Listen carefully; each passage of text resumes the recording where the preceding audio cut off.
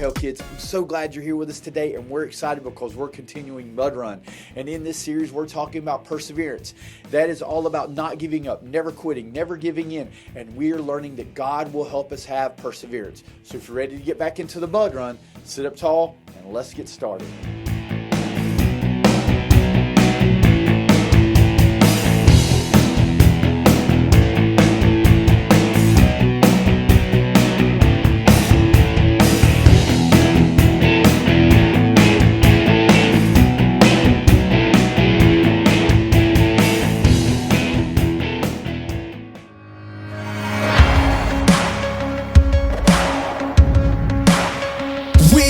Give in or give out, we won't give up or back down. No matter what stands against us, we know our God is stronger. This life is like a race we're meant to win, and no matter what we face, you overcome. And even when there's mountains in our way, we'll trust in you, 'cause you alone will be our strength.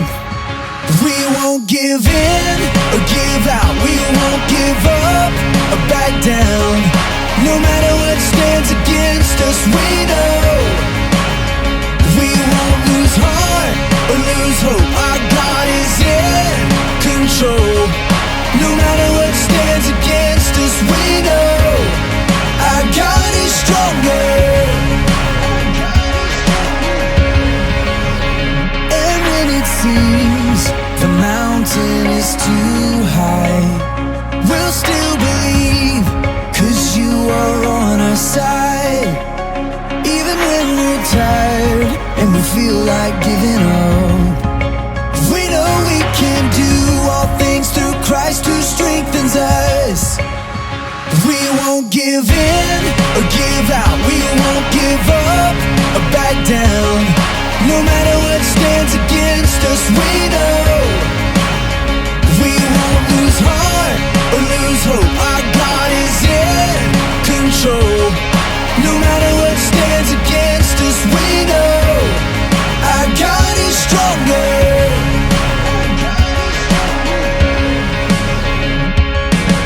Greater is He who is on our side, on our side. Greater is He who is on our side than anything that stands against us. Greater is He who is on our side, on our side. Greater is He who is on our side than anything that stands against us. We won't give in or give out, we won't give up or back down. No matter what stands against us, we know we won't lose heart or lose hope. Our God is in control. No matter what stands against us, we know our God is stronger.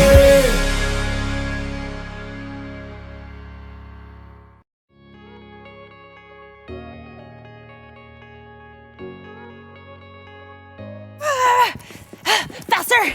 Faster! Get that blood pumping! Stop! Oh yeah, steady as a clock. I am practically mud ready. What's up? I'm Haley, and I'm training for a mud run. And if you don't know what that is, well, it's exactly what it sounds like. There's a lot of running in the mud. I've got the running part down. I can run in place. I can run sideways. I can run backwards in a tight circle. All I need to do now is get used to the mud. And that, my friends, is going to take some perseverance. Perseverance is refusing to give up when life gets hard. I don't have any mud on me right now, so I'm training with the next best thing, foam blocks. If I can run in that stuff, I can run in anything. So, let's do this. Come on. Don't. Yeah, let's go. Oh, okay. You can do it, Haley. This isn't gonna hold you back. Not at all. Not at all. Try swimming. Yeah, try a backstroke. No, a front stroke. We'll try a front stroke. Let's try a front stroke. This is working. This is working. It's working. Come on. Now, where are my feet? Where are they? Come on. Come on. Oh. What? I'm not enjoying this. I thought mud runs were supposed to be fun. Why would anyone do this to themselves on purpose? In today's story, Paul and Silas find themselves in a bit of a bind, and it's totally nothing to sing about.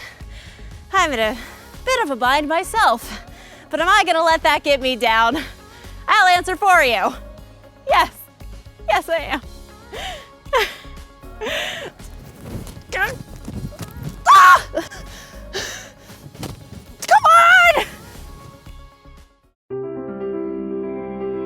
The Bible isn't just a book of random stories. It's 66 different books that come together to tell one story. An incredible one. About God's love for us. And now for an amazing story. Inspired by the book of Acts, chapter 16, verses 16 to 40. The city of Philippi in Macedonia stood proudly along a bustling Roman road not far from a busy seaport. Newly settled Roman citizens had mingled with the Greeks who had been there for thousands of years. Travelers from far-off countries arrived by land and sea to trade at the marketplace. Perhaps this is why God called Paul and Silas to travel there. I've had a vision. A man begged us to come over to Macedonia. You didn't eat any bad sardines for dinner last night, did you? Nope. You sure this vision is from God? Yup. Well, then, Macedonia or bust. Paul and Silas traveled by boat and on foot to reach Philippi, one of the most important cities of Macedonia. The town was full of temples and altars for dozens of different Roman and Greek gods. But a handful of people worshipped the one true God. No synagogue. Let's go down to the river. At the river, Paul and Silas found a group of women who had gathered to pray and worship God. One of them, a successful businesswoman named Lydia, had become a believer in Jesus. Come, stay at my house. Lydia gave Paul and Silas a home in the city. They began to share the story of Jesus, and soon other men and women became believers too. Just think, Paul. These people are from everywhere. They'll take news of Jesus back home with them. All nations, just like Jesus said. But one day, as Paul and Silas made their way to the river to pray, a servant girl began to follow them and cry out, "These men serve the Most High God. They are telling you how to be saved." Silas glanced back at the girl. Okay, so what she's saying is true, but something's not right. She's controlled by a spirit that doesn't come from God. The men she works for use it to make money. Though Paul and Silas ignored the girl at first, she followed them for days. Everywhere they went.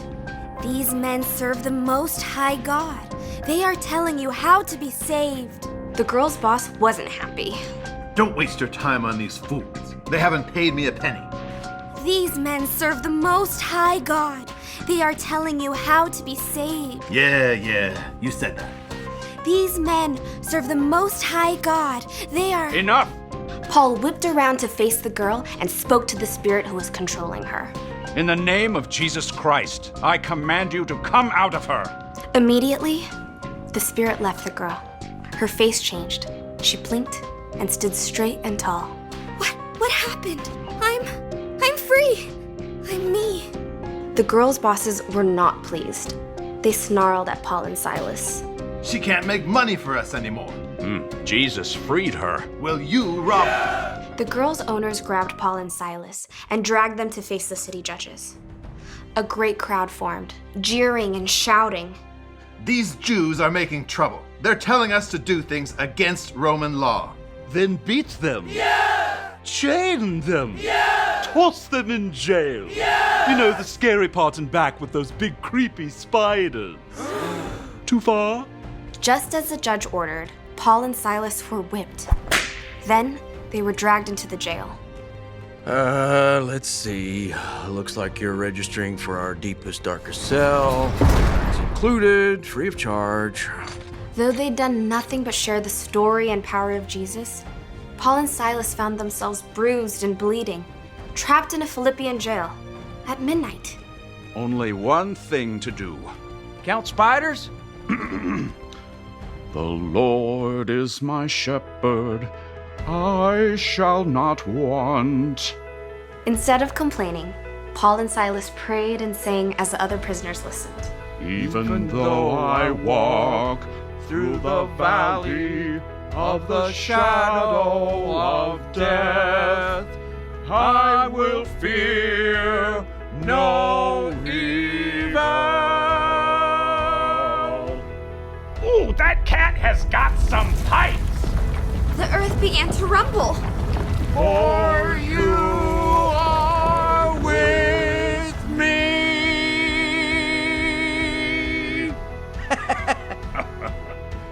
The entire prison shook. Doors flew open, chains cracked. The jailer woke and scrambled from his bed, racing to the jail. They're gone. They've escaped. The jailer planned to kill himself, but Paul called out. Don't hurt yourself. We're all here. Light! Get me some lights! Racing into the prison, the jailer fell down before Paul and Silas. What must I do to be saved? The jailer brought Paul and Silas into his own home. He washed their wounds and prepared a meal as his former prisoners shared the good news of Jesus to the entire household. Everyone was filled with joy and became a believer too. This changes everything. Early in the morning, the city judges sent out officers with an order to release Paul and Silas. You can leave now. Go in peace. Paul faced down the city officers. We were beaten in public and thrown in jail without a trial, even though we're Roman citizens. Oopsie! Your judges can't get rid of us quietly. They better come lead us out in person. Afraid they'd get in trouble for jailing Roman citizens, the judges skulked to the prison themselves. Sorry. About the spiders, too? Leave, please. Once free, Paul and Silas returned to Lydia's home. They took time to encourage the new believers before they finally left Philippi to continue sharing the good news to new towns and new cities.